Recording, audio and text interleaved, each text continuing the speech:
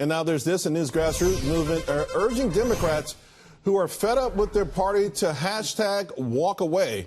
It's called the Walk Away Movement, and it's gaining serious momentum. Joining us now, Candace Owens of Turning Point USA. Candace, you and I talked about this a little bit on Friday. I cannot believe over the weekend, that's all I saw on Twitter, and people are really grateful. I know also Turning Point's working on a similar campaign, but explain to the audience what's going on here.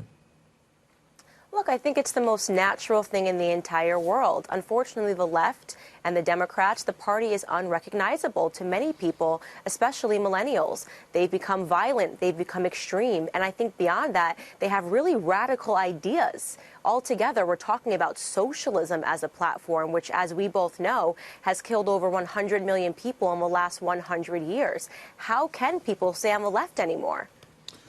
But the notion also, though, that people are now brave enough to walk away. I mean, listen, you take a considerable amount of backlash if you're part of any sort of special interest group that is expected to be Democrat. And people are shocked when you're not a Democrat. If you're a black person and you're not a Democrat, people are shocked. If you're Hispanic and you're not a Democrat, people are shocked. And it takes a certain amount of courage to, quote, hashtag walk away.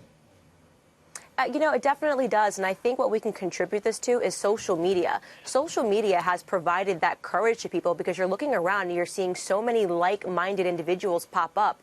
Me, as a black person who says, look, I have conservative values. The many people that trailblazed before me, like Larry Elder, Condoleezza Rice, and Dr. Ben Carson, they didn't have social media in the way that we have it today, which allows us to springboard off of their ideas and make it okay to come out. The walk away hashtag was started by a gay hairdresser in New York City. So we're seeing so many people pop up. And as I said, this is just the beginning. I really do believe we are seeing the end of the Democratic Party as we know it. I've got another one for you. On that same note, there's a poll out showing that millennials supported Democrats for Congress, slipping by 9 percentage points in the past couple of years. I mean, listen, it seems like there's a massive shift to the GOP, but more particularly away from Democrats, and it's centered amongst millennials. What do you make of that?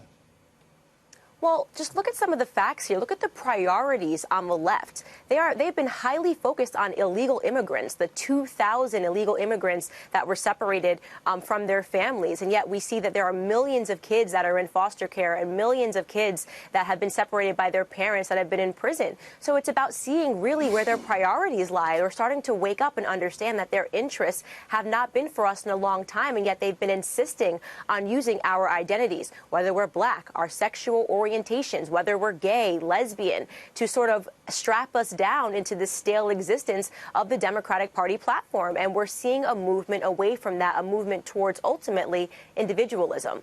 Yeah, I mean, in this particular poll, white men 18 to 34, 2016, 48% for Democrats in Congress. That number all the way down to 37%. And, you know, identity politics and selling of guilt, it seems to be backfiring. That the notion that everyone should be guilty or angry or have some sort of animosity against someone who's not like them, whether it's income related or race related or sexual orientated related.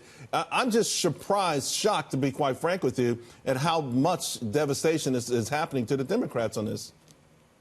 I'm not shocked whatsoever. I saw this. It's why I created my YouTube page initially. I saw this movement happening because look at what they're selling. Look at what the adjectives that you just used. Guilty, right? The idea of being oppressed, of guilty, of angry, of being a victim. And what we're offering is freedom, you know, happiness, individualism, a way to progress forward. Which is going to win in the end? Positivity or negativity? That's what we are seeing happening right now in all communities. Right. It's an American movement towards freedom. Candace Owens, thanks a lot. Great seeing you. Thank you for having me.